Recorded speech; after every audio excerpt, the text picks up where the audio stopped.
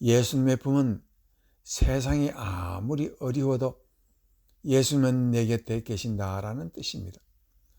본문 30절, 유다가 그 조각을 받고 곧 나가는 밤이로라.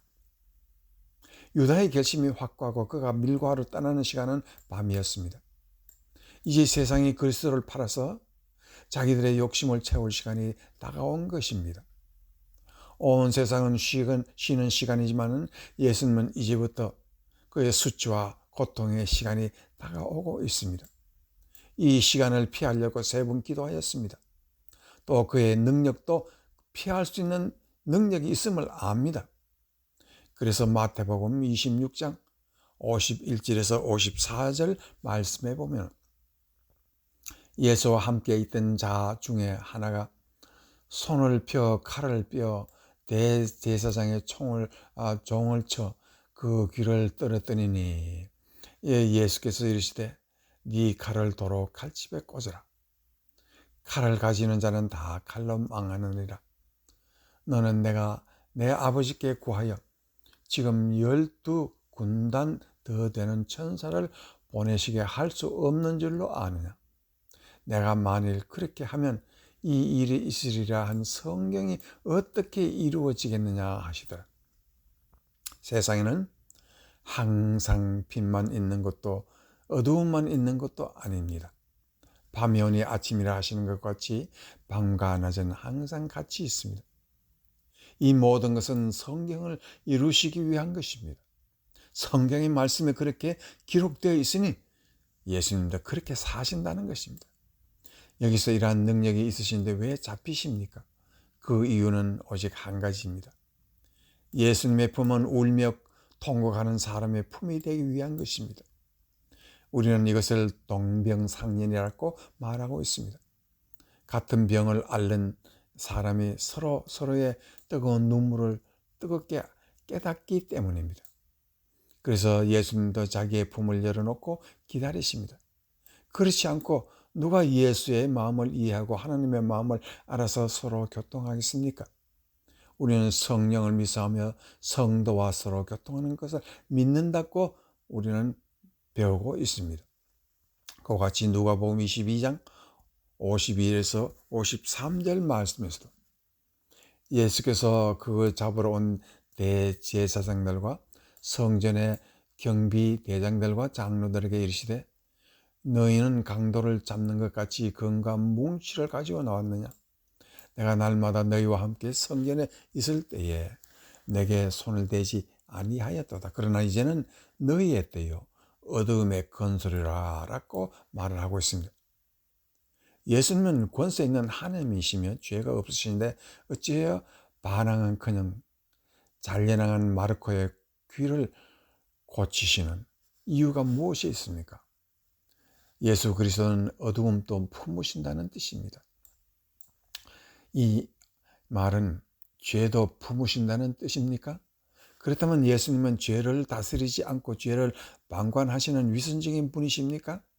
아담 이후가 죄를 지을 것을 미리 아시며 그들의 죄를 허용하시는 이유가 무엇입니까? 하나님께서 어째서 어둠의 권세에 잡히시겠습니까? 그 비밀은 바울은 불법의 비밀, 영어로는 Mystery of Iniquity라고 말하고 있습니다. 데살로니가 후서 2장 7절에서 12절 말씀에 보면 불법의 비밀이 이미 활동하였으나 이 말은 바로 예수님 당시에 불법이 활동했다고 말하고 있습니다. 지금은 그것을 막는 자가 있어 그 중에서 옮겨질 때까지 하리라. 그때에 불법한 자가 나타나니 주 예수께서 그 입의 기운으로 그를 죽이시고 강림하여 나타나 심으로 패하시리라. 악한 자의 나타나면 사탄의 활동을 따라 모든 능력과 표적과 거짓의 기적과 불의의 모든 속임으로 멸망하는 자들에게 있으리니 이는 그들의 진리의 사랑을 받지 아니하며 구원을 받지 못함이라. 12절 말씀을 진리를 믿지 않고 불의를 좋아하는 모든 자들로 하여금 심판을 받게 하려 하심이라.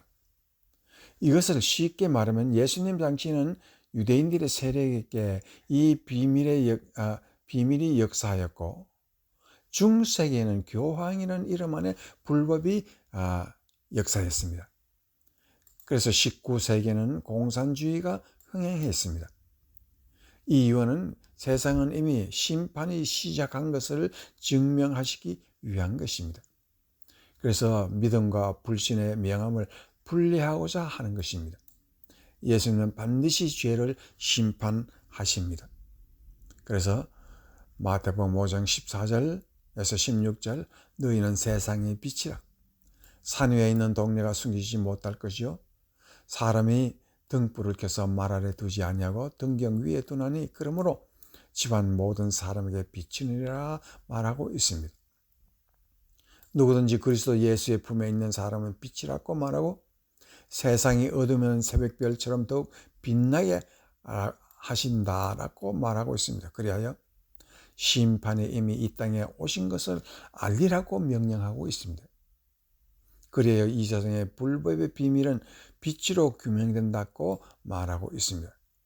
그래서 로마서 1장 16절 17절 말씀에서는 내가 복음을 부끄러워하지 아니하노니 이 복음은 믿는 모든 자에게 구원을 주시는 하나님의 능력이 됨이라. 먼저는 유대인이요 그리고 헬라인에게로다. 복음은 하나님의 의가 나타나서 믿음으로 믿음에 이르게 하느니 기록된 바 오직 의인은 믿음으로 말미암아 살리라 한가 같으니라. 현대의 종교라는 것은 허울에 빈진하지 않는다고 말하고 있습니다. 공산주의는 기독교는 마약이라고 말하고 있습니다. 많은 사람들은 예수의 품을 찾고자 하지만 쉽게 도달하지 못하고 있습니다. 예수는 도대체 어디에 계시는 것입니까? 거기에 대해서 바울은 예수님의 품은 복음 안에 있다고 말을 하고 있습니다. 어떤 사람들은 예수님의 품을 찾아서 산에도 가고 금식도 합니다. 그래서 신교의 위대한 종교 개혁자와 구약의 위대한 종교 개혁자를 만나서 그들이 어떻게 종교 개혁을 할 수 있었는가를 한번 봐야 하겠습니다. 마르틴 루터는 가톨릭 사제로서 철저한 훈련과 율법적 수련으로 하나님을 만날 수 있다고 생각했습니다. 하지만 그 확신은 그들에게 오지 아니했습니다. 그러나 로마서 1장 17절을 읽고 예수는 복음 속에 계신다는 것을 알았습니다. 그래서 그는 오직 성경 하나만이라는 그런 개혁의 신조를 부르짖기 시작했고, 또한 이것이 신교 시작의 탄생입니다. 그런데 구약은 어떻겠습니까? 구약의 위대한 종교 개혁자 엘리야도 하나님을 신의 산에까지 찾으러 올라갔습니다. 그래서 열왕기상 19장 11절 12절에 보면은 여호와께서 이르시되 너는 나가서 여호와 앞에서 산에 서라 하시더니 여호와께서 지나가시는데 여호와 앞에 크고 강한 바람이 산을 가르고 바위를 부수나 바람 가운데 여호와께서 계시지 아니하시며, 바람 후에 지진이 있으나 지진 가운데서 여호와께서 계시지 아니하시며, 또 지진 후에 불이 있으나 불 가운데 여호와께서 계시지 아니하시더니 불 후에 세미한 소리가 있는지라. 그는 하나님은 이적 기적의 하나님인 줄 알았는데 전혀 아니라는 것입니다. 왜? 세미한 소리 속에 하나님이 계신다는 걸 하나님은 깨닫게 하셨겠습니까? 그 이유는 오직 한 가지입니다. 세미한 소리는 우리를 품어줄 여호와의 품이 그 세미한 소리 속에 있다는 것입니다. 이것이 바로 복음이라는 것입니다. 신약에서 우리가 복음이 하나님의 품이라고 말하는 것과 구약에서 세미한 음성이 복음이라고 하는 것은 같은 맥락에서 하나님의 말씀 속에 예수의 품이 있다는 것을 가르치고자 하는 것입니다. 그래서 구약에서나 신교에서나 복음이라는 하나님의 의가 나타나서 믿음으로 믿음에 이르게 하나니 기록된 바 오직 의인은 믿음으로 살리라 하는 그 말씀 하나로서 개혁이 일어났고, 개인에게도 그와 같은 신앙의 개혁이 믿음으로 일어난다는 것을 우리에게 가르치고 있습니다. 그 말은 예수님의 품은 복음을 찾는 자에게 열린다는 것입니다. 그래서 어둡고 캄캄한 세월을 보려는 영혼을 복음으로 인도한다는 것을 말하고 계십니다.